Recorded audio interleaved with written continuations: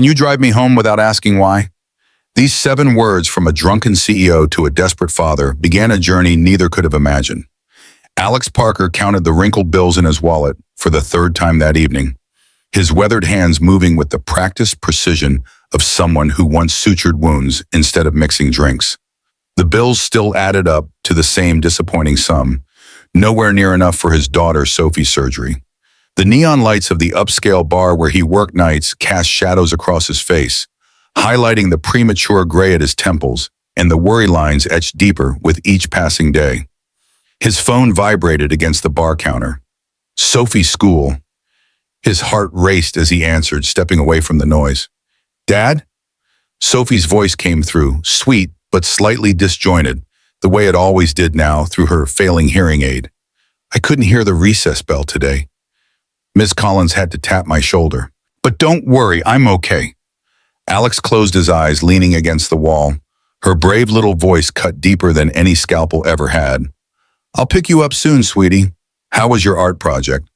"Amazing, I drew our family. Miss Collins says I have talent." Family. Just the 2 of them since Sarah's accident 2 years ago. The accident where he, as the attending physician, had made the most impossible choice of his life. One that left his daughter without a mother and himself without the career he'd spent 14 years building. "Dad, are you still there?" "Always, Soph, always." He cleared his throat. "I love you, kiddo." "Love you too. Gotta go. Art class." The call ended, but Alex stood frozen, phone still pressed to his ear, as if it might somehow bring his daughter closer. 2 weeks. That's all the time they had left before Sophie's otosclerosis progressed beyond surgical intervention. 2 weeks to find $5,000 that insurance wouldn't cover. "Parker, table 6 needs another round." Mike Rodriguez's voice broke through his thoughts. Mike, his fellow bartender and only real friend these days, nodded toward the other end of the bar. A group of suits, corporate types celebrating some invisible victory with expensive scotch and louder-by-the-minute conversation. "I've got it," Alex replied, tucking his phone away and returning to the reality of his night job, one of 2 he worked to make ends meet after leaving medicine. At the far end of the bar, separate from the celebrating group, sat a woman who didn't belong. Not because she couldn't afford to be there, her tailored charcoal suit and subtle diamond earrings suggested otherwise, but because of the solitary intensity with which she stared into her glass of bourbon. In a place where people came to connect, she seemed determined to disconnect.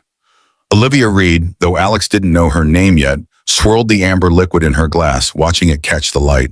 30 years old and already CEO of Reed Technologies, she had built her empire from nothing, climbing from foster home to Fortune 500 through sheer determination and brilliant strategy. Tonight, that carefully constructed world was crumbling around her. On her phone, she swiped through the photographs again, her CFO, Nathan Chen, sitting across from James Wilson, CEO of Apex Technologies, their biggest competitor. The images showed them exchanging documents in a restaurant they thought was safe from prying eyes. Nathan, the only person she had ever truly trusted in the corporate world, was selling her out. She downed her drink and signaled for another. Alex placed a fresh bourbon before her. "Rough day?" Olivia looked up, really seeing him for the first time. A bartender with eyes too observant, shoulders too square, and hands too precise for someone who simply mixed drinks. "Rough life," she answered, then added, "No offense, but I'm not looking for conversation." Alex nodded, respecting the boundary. "Fair enough." As he turned away, Olivia surprised herself by speaking again. "Have you ever trusted someone completely, only to discover they were planning your destruction the entire time?" Alex paused, then responded with unexpected honesty. "Yes, but sometimes the person I trusted most and who betrayed me worst was myself." Something in his tone, not condescending, not pitying, just matter of fact, made Olivia look at him more carefully. She hadn't expected wisdom from a bartender, which made her realize how many assumptions she made about people based on their jobs. 3 hours and several drinks later, the bar was closing.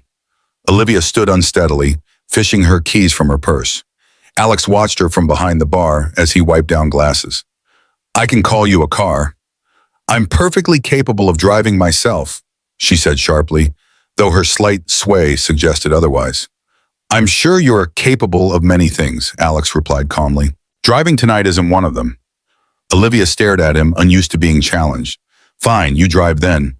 I assume you know how to do that without asking questions. Alex signaled to Mike, who nodded understanding. Another night of lost tips, but something about this woman's particular brand of controlled desperation felt familiar. He'd seen it in the mirror too many times. Her car was exactly what he'd expected. A sleek black Tesla, all curves and silent power. She gave him the address without looking at him, then curled against the passenger window. The city lights blurred past as Alex navigated the empty streets. Rain had begun to fall, painting everything in reflective sheen. Do you ever wish you could just disappear? The question came so quietly, he almost missed it, her breath fogging the window as she spoke. Alex considered his answer carefully while navigating a turn. Disappearing is easy. It's staying that takes courage. She turned to look at him then, really look at him, as if seeing past the uniform and the careful professional distance he maintained. You sound like someone who's tried both. We all have our stories, Ms. Reed, Olivia Reed. She laughed, but it was bitter as burnt coffee. Of Reed Technologies. That's all anyone ever sees anyway. They drove in silence after that, but it wasn't uncomfortable. It was the kind of quiet that exists between people who understand that sometimes words are too small for what needs to be said.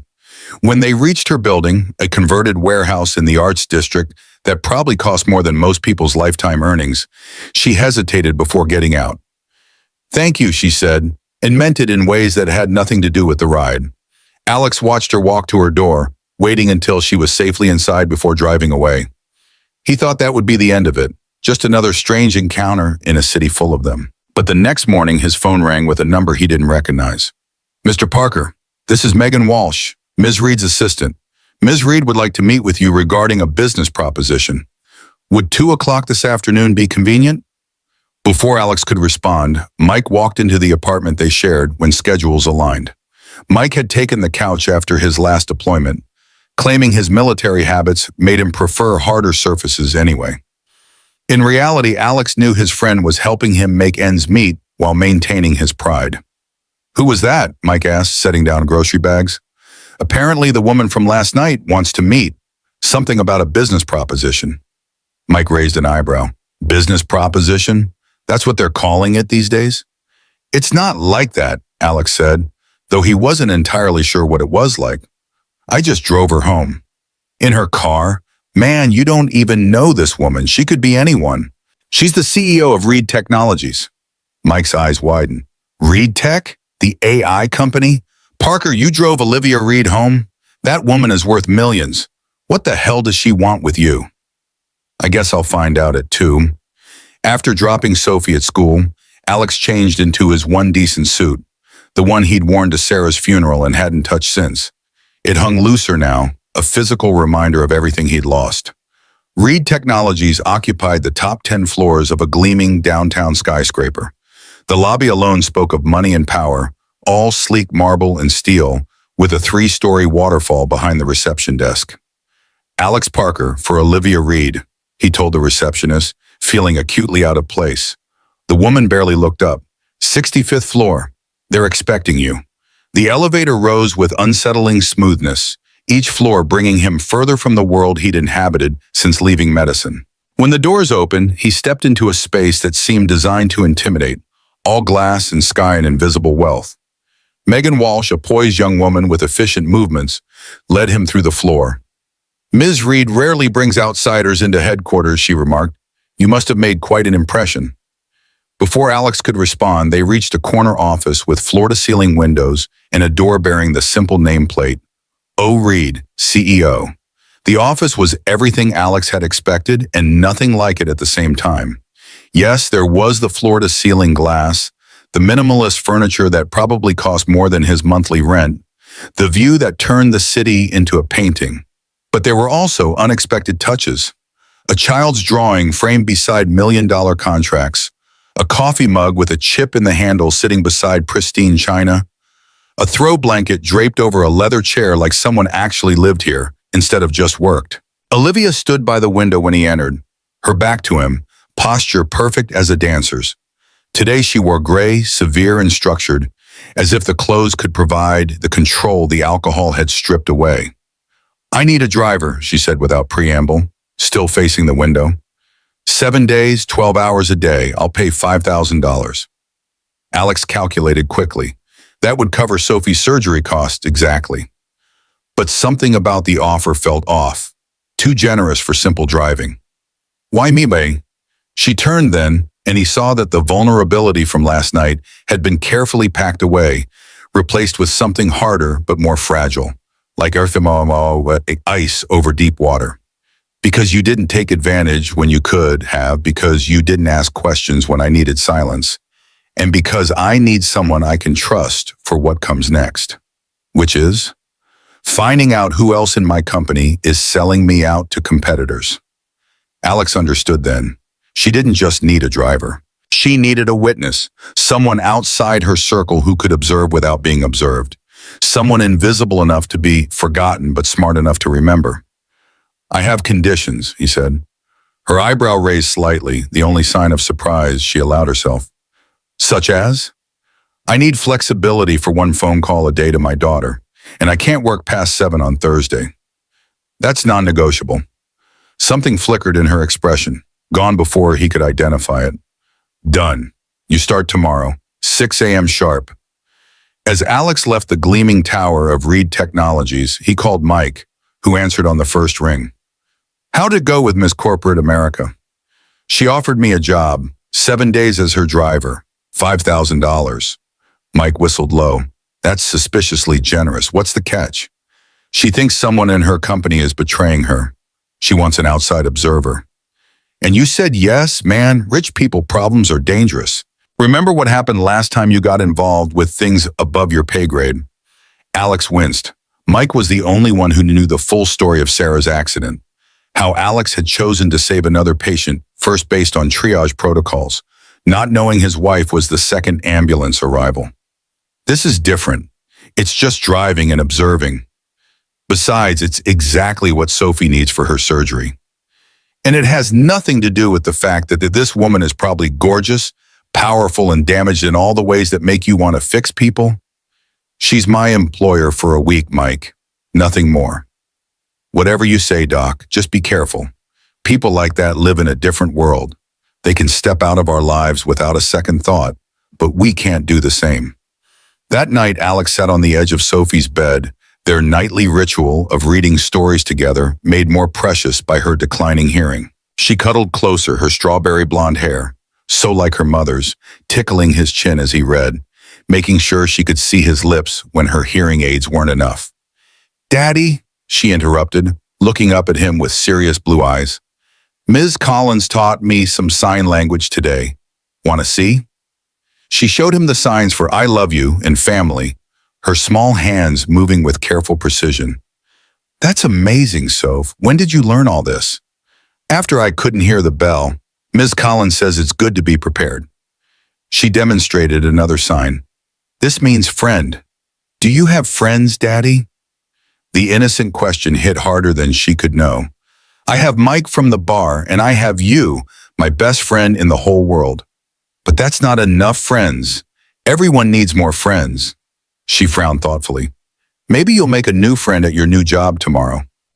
"Maybe," Alex agreed, knowing the likelihood of friendship with someone like Olivia Reed was about as probable as winning the lottery. "Time for sleep now, kiddo." "Will you still be able to take me to school tomorrow?"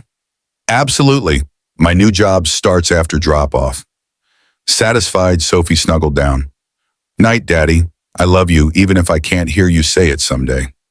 Her words hung in the darkness long after she'd fallen asleep, a reminder of everything at stake. The first 3 days established a rhythm. Alex would arrive to find Olivia already waiting, dressed in armor of expensive fabric and careful makeup. She conducted business from the back seat, taking calls that moved millions while he navigated traffic. She treated him like furniture, present but unnoticed, necessary but unacknowledged. But small things began to crack that professional distance. The way she automatically said please when giving him addresses, even when distracted by calls.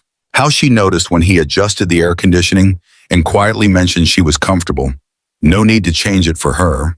The morning she handed him coffee without being asked, prepared exactly how he liked it, though he'd never told her his preferences. On the fourth date, everything shifted. They were parked outside a law firm, waiting while she finished a call about patent disputes. Sophie called just as Olivia ended her conversation. Alex answered quickly, intending to keep it brief, but his daughter's voice filled the car through the Bluetooth before he could switch to the earpiece.